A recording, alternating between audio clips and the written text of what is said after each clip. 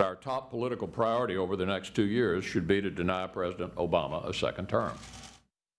That was right before the midterm elections back in 2010, when Mitch McConnell may have foretold his core belief when it comes to party before country. Now, the Senate Majority Leader, he hadn't changed much over the years. It's not unusual. It should not be alarming. At some point here, we'll find out finally who was certified in each of these states, and the Electoral College will determine the winner, and that person will be sworn in on January 20th. Now, the vast majority of the Republican Party is either going down the rabbit hole with Trump or staying silent, which, to my mind, can be argued as complicity. They are playing with fire here and almost going against the will of the people here. A brand new poll shows that 8 in 10 Americans believe that Biden won the election. It's amazing that we're even debating about 20%. 60% of Republicans even polled believe that Biden's a rightful president. Yet Trump and his enablers, they keep parroting the alternative universe, saying that Trump won, in fact, a second term. My next guest, he is perfect to discuss what is happening to the Grand Ole Party. He's a lifelong Republican who worked with McConnell's team on races, also a top official in George H.W. Bush's '98 campaign. Now, though, he's leading one of the leading never-Trumpers, a founder of the Lincoln Project. You know the group. They were founded also with other Republicans with hefty resumes, like running John McCain's presidential campaign, working for both Bush campaigns, and more. Let's bring in Rick Wilson now to discuss. And Rick, you know, I'm curious because let's start with McConnell. I know what Trump is, but for McConnell, who knows better, is this because he, like many, are petrified of Trump and crossing Trump, and still Trump's base carries political ramifications? Or is this transactional because he's looking at those 2 Senate runoffs in Georgia and he thinks he can use it to his advantage? Or he's got a card to play with Biden as he's coming in, and if he wants to be viewed as an honest broker, he's going to have to get if he's going to give. Where do you view right now what's going on with McConnell and how he views this current state of play? Well, I think you touched on a couple of the major salient points here, Richard. The first is that the Republican Party is the Trump party now. It has become Donald Trump's party. It's not Mitch McConnell's party. It's not Ted Cruz's party or Marco Rubio's party. It's Donald Trump's party. He owns them. And Mitch McConnell is very worried about those 2 Senate seats in Georgia, and very worried that if he says something that is factual about the current state of the race, which is to say that Joe Biden has won it and it's all over but the crying, he's afraid Trump will take his ball and huff off and not campaign in Georgia for those 2 seats. He's afraid that the Trump base will not turn out in those 2 seats. Even though McConnell has told people privately, many Republican senators know privately that this race is over, it's done, but they're still indulging Trump and letting him do this in a way that I think is ultimately going to be quite harmful for the country, and in a way that McConnell certainly knows better, as you said. But there's a calculation, and you're closer to it than me, Rick, but I've heard even from some Republicans that, listen, at the end of the day, either the courts are going to do the job for him or Trump's going to realize the math and he'll finally go quietly into the good night. I don't buy that. I mean, you look at some of the moves that are going on. Just look at what's going on over at Defense and some of the loons that are getting put in these positions. Moreover, you see the egging on for some of these electors in states where you got a Republican governor or a Republican legislature. Is there a miscalculation? And I'm making the assumption that McConnell cares about the future of the Republic, that Republicans think this is all going to work out on its own when they haven't been paying attention.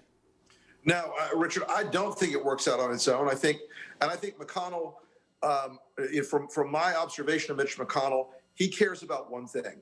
That is his own personal political survival.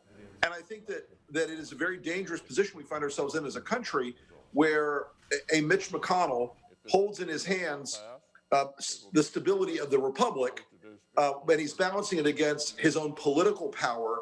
And right now, it feels like his political power is winning. Okay, so let's break this into 2 parts. First, the practical. Rick, if we have a situation where, let's say, the Republican Party in or the legislature in Pennsylvania decides to send their own slate of electors, okay? And you got other states saying, I don't care how my state went here, we're going to go a different way. Georgia. Is there a point where Republicans stand up and say, that's my Rubicon, there's a line too far? No, they will never, never expect courage from the Republican Party of Donald Trump. They will always bow to him. They will always behave in a way that minimizes any chance of a mean tweet from the president. And so they will do nothing. One of the things I've always liked about you guys at the Lincoln Project is, and maybe it's telling that you guys came from Republican politics, but even the latest project, you guys going directly after the law firms who are helping Trump here with these baseless challenges. Democrats couldn't even get to the runoff before they already said, I heard Joe Manchin saying it, don't worry, even if we win the 2 Senate seats, we won't talk about packing courts. We won't talk about statehood. I'll be a no vote if they talk about Puerto Rico or D.C. or the rest. I'm not making any point, Rick, what they should or shouldn't do in terms of policy. I'm only saying it seems to me, and you know McConnell better than me, that sometimes the only way you're going to get somebody's attention is to hit them between the eyes or at least have a viable threat to make them negotiate in good faith. Do Democrats genetically just don't have that disposition, or are they making the right read that at some point the American public will say, wait a minute, we got to live here? What kind of a democracy are we going to have at the end of the day? Well, Richard, I think what it really comes down to is something very, very fundamental. And that is that if you want to seize control of Washington, you do it with whatever message works. You don't do it with the message that makes you feel good.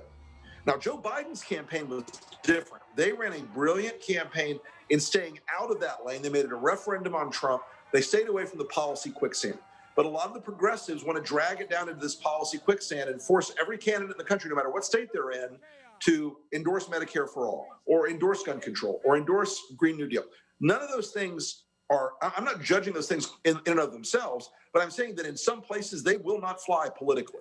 I get it, why so many Republicans are in fear of the president, but Mitt Romney, he's found a spine. I can pick some others that they've said, no, even Collins, for crying out loud, has not gone along to get along to certain degrees. But tell me again why Ted Cruz, the guy called his wife ugly and said his father was part of knocking off JFK. I'm being serious, Rick, in that people say, oh, it's all politics, but that's a line I would never abide by. And he's not a dummy. Why go along to get along? So Ted Cruz is what I call a dumb, smart guy. He's a smart guy. He's not smart about how people react to watching things like a U.S. senator from Texas humiliating himself in front of the president or another candidate. So when Ted Cruz nodded up and down and got a little angry at Trump for calling his wife ugly and saying his dad helped murder JFK, the correct answer is to walk across the stage and smack the guy on the mouth, make him eat through a straw for 6 weeks. But instead, Cruz said things like, well, he's feisty. He's not a politician. We love the way he does it. And a lot of these Republicans have abjectly humiliated themselves to Donald Trump. And they do it without a blink anymore. Is Joe Biden living in a dream world that if he sticks a couple Republicans in his cabinet, and unlike Obama, he literally, puts some shoe leather in and does some hand-to-hand with Republicans, that he'll find people willing to negotiate with him on the other side? Is it just a different world than the Senate that he grew up in? Or am I missing something that, the fever will break at a certain point? I think that Biden is a genuine center-left Democrat. He will speak to and deal with Republicans. And I think he's got a potential to have a caucus of Republicans in the Senate he can deal with and he can push and pull and work with on some key issues like COVID, on economic relief, on the vaccine distribution. There are going to be some major things that have to happen in this country that aren't about big ideological questions. They're about the practical things of responding to a disease that's killed almost 250,000 Americans. Rick Wilson, always good talking to you. Thank you. Thank you, sir. Up next, the purge at the Pentagon continues. The president firing more top officials and replacing them with people loyal to him, completely unqualified for their new jobs. After the break, we'll show you what's going on and discuss the dangers of what's going on behind the scenes as Trump winds down his time in the White House.